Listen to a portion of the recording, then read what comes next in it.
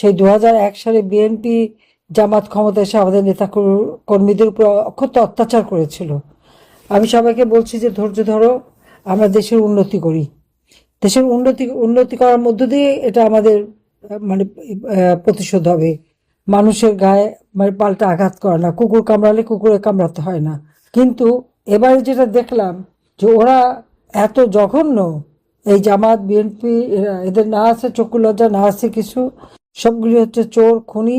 নইলে এইভাবে কোনো মানুষকে মারতে পারে না। আমরা তো 15 বছর 7 মাস একটানা ক্ষমতায়, তখন যদি আমরা এই প্রতিশোধ নিতে যেতাম তো একজনও থাকতে পারতো? বিএনপির নাম নিশানা নেওয়া বা জামাত, আমরা তো তা করিনি। আমরা ন্যায় বিচার প্রতিষ্ঠা করেছি, আমরা মানুষের অধিকার নিশ্চিত করছি।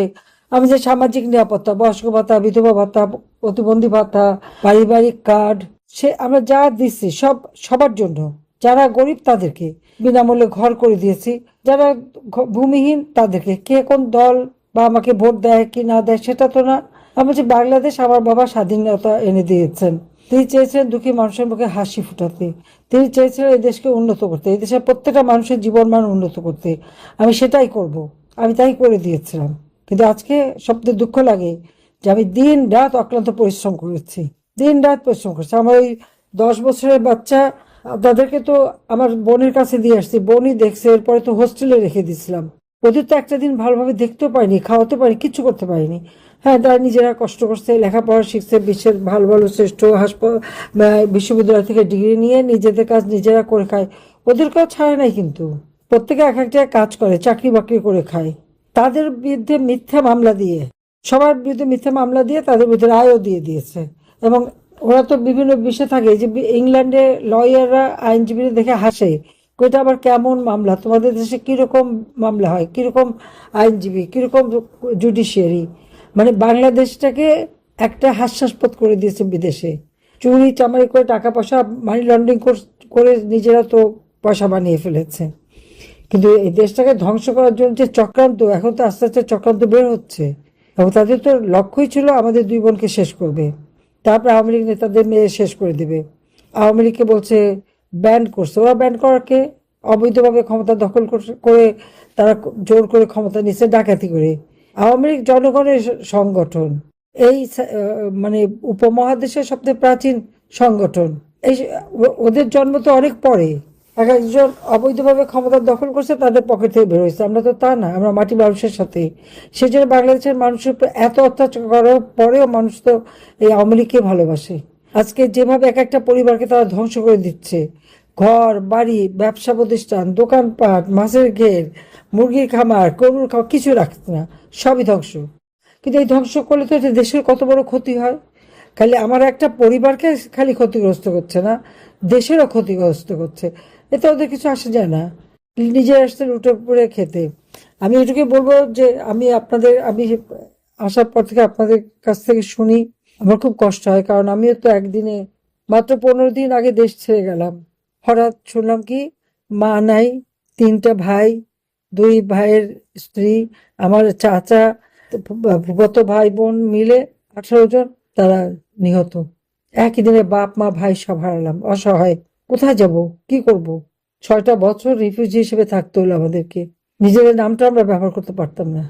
তারপরেও কিন্তু দেশে ফিরলাম, যখন সুযোগ পেলাম ফিরে এসে একটা একটা চিন্তাই মাথায় ছিল, যে গরিবের মুখে হাসি ফুটাতে চেয়েছেন আমার বাবা, দুঃখী মানুষের মুখে হাসি ফুটাবে, মানুষের জীবন মান উন্নত করবে।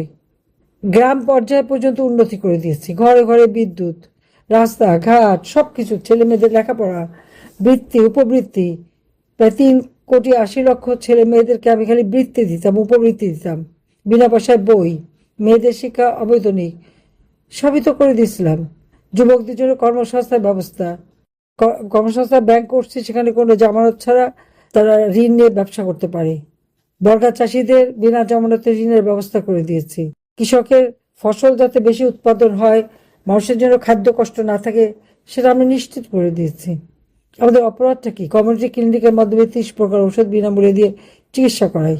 তারপরে আমাদের নেতাকর্মী এত অত্যাচার কেন? যারা অত্যাচার করেছে সব নাম তালিকা রেখে দিতে হবে। দিন একভাবে যায় না, দিন একভাবে যায় না। আমরা তো 15 বছর 7 মাস ক্ষমতায় ছিলাম, হ্যাঁ, ক্ষমতা থাকার জন্য তো আমরা মানুষ হত্যা করি নাই, কিন্তু আমার নামে মিথ্যা অপবাদ 1400 মানুষ হত্যা করেছে। আজ পর্যন্ত নামও বলতে পারলো না 1400 মানুষের। তার মধ্যে 456 জন তো জীবন্ত ফিরে আসছে, যাদের কথা বলছে তারা কেউ শহীদ হয়নি। 52 জন মারা গেছে অসুখ বিসুখ হয়ে, আর বাকি নামের কোনো ঠিকানাই নাই। তো এই যে মিথ্যাচার করে করে এরা মানুষকে বিভ্রান্ত করে যেভাবে ঘটনা ঘটালো, এখন দেশের মানুষ তো টের পাচ্ছে। সেই সময় যে মিথ্যাচার করে তাদেরকে ধোঁকাবাজি দিয়ে তারপরে যে আমাকে সরকার থেকে হাঁটালো, এখন কি অবস্থা দেশের? চাল ডাল তেল লবণ প্রত্যেকটা জিনিসের দাম বেড়ে গেছে। কোনো মানুষের জীবনে নিরাপত্তা নাই, না ঘরে নিরাপদ, না বাইরে নিরাপদ, না রাস্তায় নিরাপদ। মানুষের জীবনের কোনো মূল্যই এদের কাছে নাই। এভাবে একটা দেশ চলতে পারে না। প্রত্যেকটা মানুষের অধিকার আছে বাংলাদেশে। আর মারার পরে আবার উল্টো মামলা দেয়, আর যারা মারে তারা হলো হিরো। তো এই হিরোরা কিভাবে জিরো হয় নিশ্চয় একদিন হবে। আপনারা যারা আপনজন হারিয়েছেন, আমি জানি আপনাদের কষ্ট, কারণ আমি তো আপনজন হারা। আর এখনো তো আমাদের ঘর বাড়ি সব তো লুটপাট, ব্যাংক ট্যাঙ্ক সব লুট, সব বন্ধ। এমনকি লকারে আমার নানি দাদি মা আমাদের যা কিছু গহনাগাটি যা ছিল, ছেলে মেয়েদের বিয়ে হয়েছে, সেগুলি সব লুট করে নিয়ে গেছে। সেই পাকিস্তান আমল থেকে আমার ব্যাংকে লকার, সে তা ভেঙে চুরে সব নিয়ে চলে গেছে। নিয়ে যাক, আমার কোনো আফসোস নাই, কারণ যেখানে আমার আওয়ামী লীগের নেতা কর্মী সেই তৃণমূল থেকে তাদের উপরে যে অত্যাচার নির্যাতন, বাড়িঘর ভেঙে ফেলে, আগুন দেওয়া, পোড়ানো, সব হারা তারা। কাজে সেখানে আমাদের কোনো আফসোস নেই। ব্যাপারে আমি আর এনা বলেছি যে আমাদের কোনো আফসোস নেই। যদি আমাদের কিছু থাকে জনগণকে দিয়ে দিচ্ছে, আবার জনগণকে দেবো। 32 নম্বর বাড়িটা আমরা তো 2 বোন বাড়ি নেই না, আমরা তো জনগণকে দান করে দিয়েছিলাম। যে আমার বাবা তো সারা জীবন এই দেশের মানুষের জন্য করেছে, কাজে মানুষের জন্য এটা থাক। আমরা যখন এই বাড়িটা দিয়ে দিই, আমাদের কিন্তু ঢাকা শহরে কোনো থাকার জায়গা ছিল না, নিজেদের কোনো ঘর বাড়ি আমাদের কিছু ছিল না, কিন্তু আমরা দিয়ে দিয়েছিলাম যে না, এটা জনগণের সম্পদ, আমাদের এখানে কোনো অধিকার নাই। আচ্ছা, সেই বাড়িটাকে ভেঙে গুঁড়ো গুঁড়ো করে দিল কেন? এখন বাড়িটা ভাঙার পরে ভাঙা ইটের টুকরা, কেউ সেখানে যেতে পারবে না। মানে ওই বাড়ির একটা ইটের টুকরাকে ওদের ভয়। আগে ইনুসের ভয় ছিল, এখন তারেকেরও ভয়। মনে হচ্ছে ওই ইটের টুকরাগুলি বোধহয় ওদের কপালে এসে পড়বে। হ্যাঁ, একদিন পড়বে, এতে কোনো সন্দেহ নাই। আপনারা ধৈর্য ধরে থাকেন।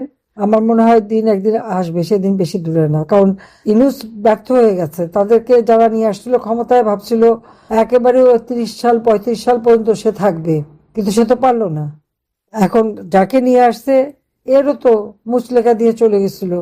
অস্ত্র চোরা কারবারির মামলায় সাজাপ্রাপ্ত, টাকা পাচার করার মামলায় সাজাপ্রাপ্ত, আমেরিকার গোয়েন্দা সংস্থা সে সাক্ষী দিয়ে গেছে, সেই সাক্ষীতে সাজাপ্রাপ্ত, লুটপাটে সাজাপ্রাপ্ত। আর সে হয়েছে এখন বাংলাদেশের প্রধানমন্ত্রী। এক বাটপার চোর চলে গেছে, আর ডাকাত এসে বসছে। একই অবস্থা, কোনো পরিবর্তন নাই। এই যে ইলেকশন হয়ে গেল, সবাই ভাবছিল যে একটা গণতন্ত্র আসবে। কিসের গণতন্ত্র আসলো? তাও তো আসেনি। বরং মানুষের কষ্টই। এখনো আমার আওয়ামী লীগ নেতাকর্মীর উপর তারা অত্যাচার করে যাচ্ছে। এখন সময় আসছে, রুখে দাঁড়াতে হবে। কাজেই সবাইকে আপনারা একটু ধৈর্য ধরে থাকেন। ইনশাল্লাহ দিন একদিন ফিরবে। আর যারা এইভাবে আপনাদের উপর আঘাত করছে, তাদের প্রত্যেকটা ফোঁটা রক্তের আমরা হিসাব নেব। এটা আমার ওয়াদা জনগণের কাছে, আপনাদের কাছে। সবাই ভালো থাকেন, সুস্থ থাকেন। আমি আছি একাই, আমরা 2 বোন, কিন্তু আমাদের কিছু চাওয়া পাওয়া নাই। সব হারাইছি, এই জন্য কোনো আফসোস নেই। কারণ আমার বাংলাদেশের আমার আওয়ামী লীগের নেতাকর্মী সবার হারিয়ে সবাই নিঃস্ব।